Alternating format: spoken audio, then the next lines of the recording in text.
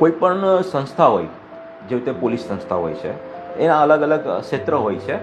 એની અંદર એ જે વિસ્તાર હોય છે, જે ક્ષેત્ર બનાવવા, જે પોલીસ સ્ટેશન બનાવવામાં આવેલા હોય છે, એના ઇન્ચાર્જ વ્યક્તિ કોણ છે?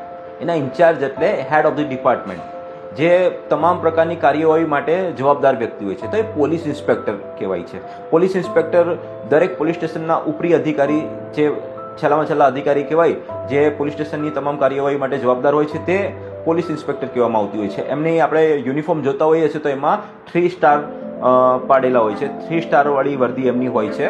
તેમને જનરલી આપણે પોલીસ ઇન્સ્પેક્ટર કહીએ છીએ, અને પોલીસ ઇન્સ્પેક્ટર ત્યાંના વડા કહેવાય છે પોલીસ સ્ટેશનના, અને તમામ કાર્યવાહી માટે એમને પોતે જવાબદાર હોતા હોય છે. એટલે રેન્ક પણ જાણવી બહુ જરૂરી હોય છે. તમે 2 સ્ટારવાળા ઓફિસરને જોશો ને તો એને PSI કહેવાય. પછી સમજો કે 1 સ્ટારવાળો ઓફિસર હોય તો એને ASI કહેવાય, અસિસ્ટન્ટ સબ ઇન્સ્પેક્ટર કહેવાય. પછી એનાથી નીચે પછી તમને આવે હેડ કોન્સ્ટેબલ આવે, પછી કોન્સ્ટેબલ્સ આવતા હોય છે. એ સિવાય એક ડી સ્ટાફ પણ આવતું હોય છે, જે વર્દી નથી પહેરતું હોય છે જનરલી.